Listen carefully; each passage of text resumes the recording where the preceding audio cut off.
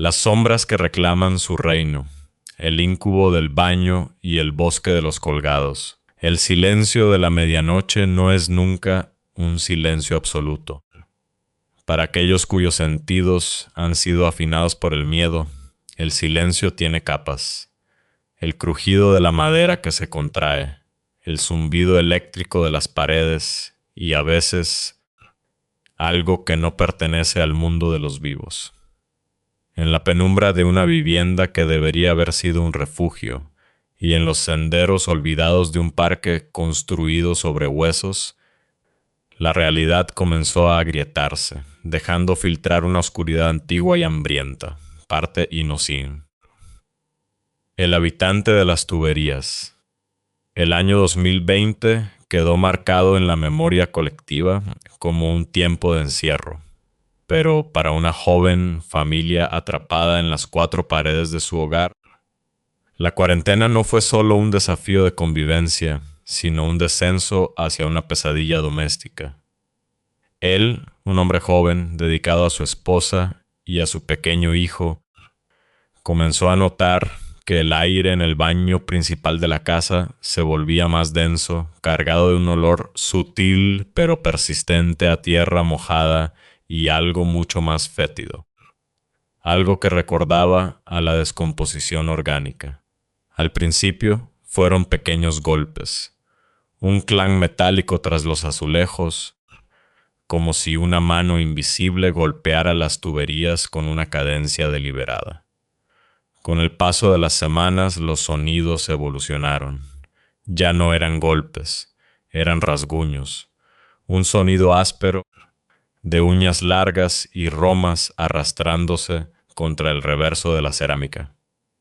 La pareja intentaba ignorarlo, atribuyéndolo a la vieja fontanería o a la imaginación exacerbada por el aislamiento, pero el horror no se deja ignorar por mucho tiempo. Una noche, mientras el hombre se lavaba la cara, un estruendo gutural brotó del desagüe. No fue el eco de un trueno, sino un rugido ahogado, una vibración que sacudió el espejo y le heló la sangre. Desesperados, comenzaron a investigar en textos antiguos y foros de lo oculto, buscando un nombre para el mal que compartía su intimidad. Fue así como dieron con un nombre que les provocó un escalofrío que no pudo ser mitigado por ninguna manta: Esterceus. Se trataba de una entidad de la mitología más oscura, un dios o demonio menor asociado a la fertilización a través de la inmundicia, un ser que habitaba en los lugares donde los desechos humanos se encontraban con la tierra. La idea de que algo tan antiguo y aberrante viviera bajo su suelo, alimentándose del estancamiento y la oscuridad de los baños, comenzó a erosionar su salud mental. Intentaron rituales de limpieza, quemaron hierbas que solo lograban irritar los ojos, pero la respuesta del ente fue la furia. Los ruidos se volvieron estrepitosos. Muebles pequeños se movían centímetros cuando nadie miraba, y la sensación de ser observado desde la oscuridad del pasillo se volvió constante. El niño, apenas un bebé en aquel entonces, lloraba sin consuelo cada vez que la puerta del baño quedaba entreabierta. En un acto de fe ciega acudieron a un viejo sacerdote. El hombre de Dios, con el rostro surcado por arrugas de preocupación, les ofreció un remedio que parecía más una superstición pagana que un rito cristiano: colocar un vaso de agua cristalina y fría antes de dormir en el centro del baño, y que cada miembro de la familia depositara en él su propia esencia, un escupitajo, para marcar el territorio y atrapar la energía negativa. Lo hicieron. Durante noches el vaso permanecía allí, desafiante, pero el agua nunca se enturbiaba de forma natural.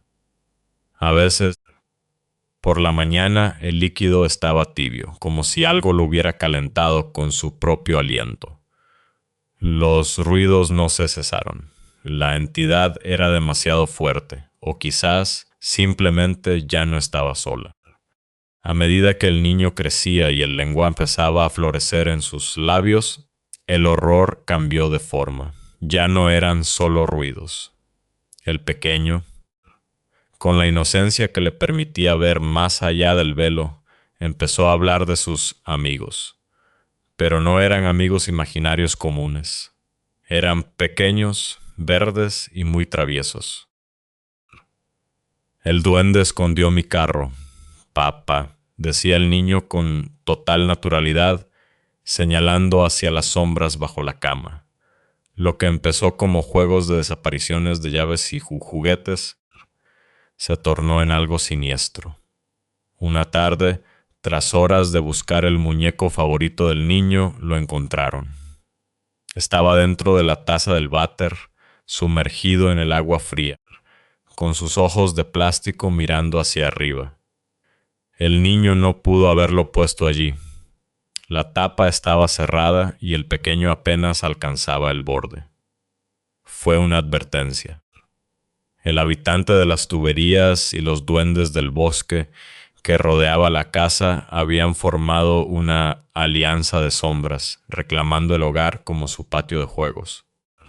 La familia aprendió a vivir en una tregua armada, sabiendo que en cada rincón oscuro, un par de ojos verdes o una mano podrida de las profundidades los observaban esperar el momento en que bajaran la guardia.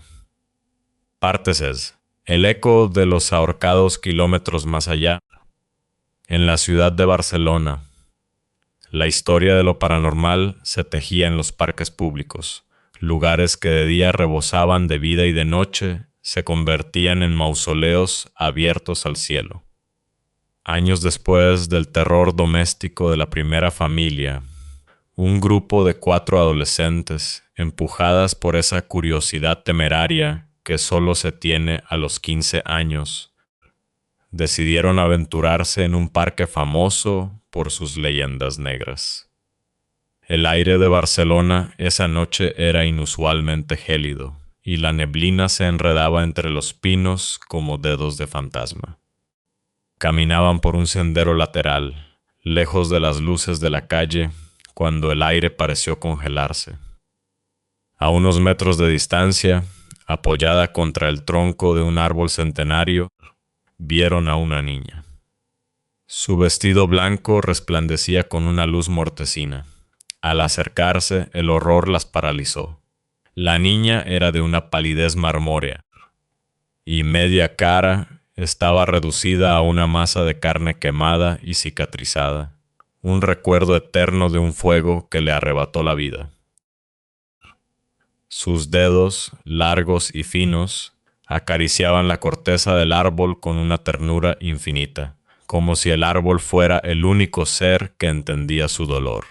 «Venid», susurró una voz que no parecía venir de la niña, sino del viento mismo. Solo una de las jóvenes, la más sensible del grupo, escuchó el llamado. Sus amigas estaban distraídas por otra aparición al lado opuesto. Un hombre, vestido de un negro riguroso que parecía absorber la luz, flotaba a unos centímetros del suelo. No tenía piernas. Su cuerpo terminaba en una bruma oscura debajo de la cintura. Estaba de espaldas a ellas, admirando las luces de la ciudad con una melancolía que se sentía como un peso en el pecho de las chicas. De repente, el hombre se desvaneció, no caminando, sino deslizándose hacia la nada, dejando tras de sí un rastro de frío ártico. Presas del pánico, pero impulsadas por una extraña fascinación, regresaron al día siguiente a plena luz del sol. Llevaban un teléfono móvil, esperando capturar alguna prueba de que no estaban locas.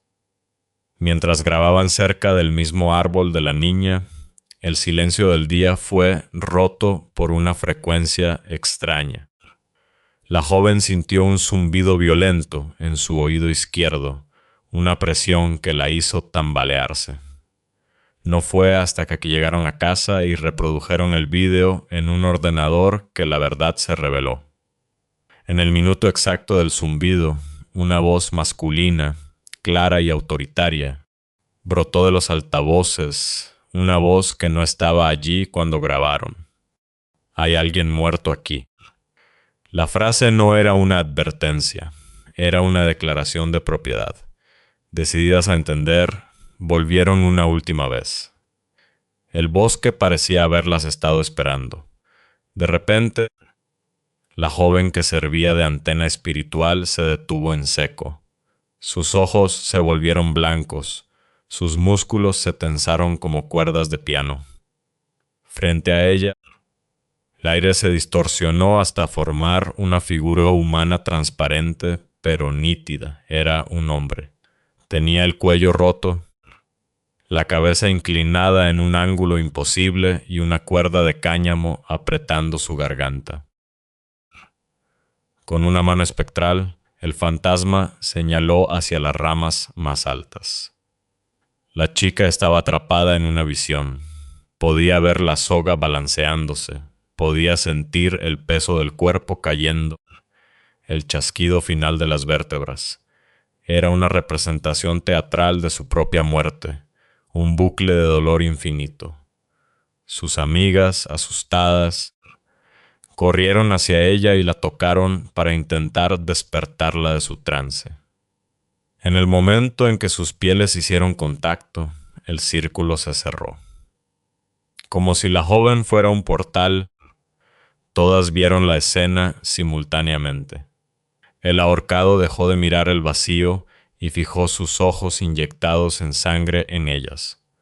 Lentamente, con un movimiento mecánico y aterrador, comenzó a desatar el nudo de su cuello. Él sabe que lo vemos, balbuceó una de ellas. Cuando el fantasma dejó caer la soga al suelo y dio un paso hacia ellas, el hechizo se rompió.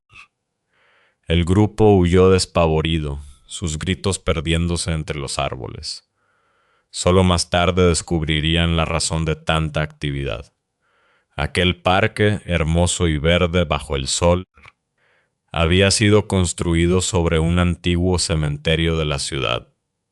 Los muertos no se habían ido, simplemente habían sido cubiertos por césped y senderos, esperando que alguien, alguna vez, los mirara de frente para recordarles que la tierra nunca olvida a sus inquilinos.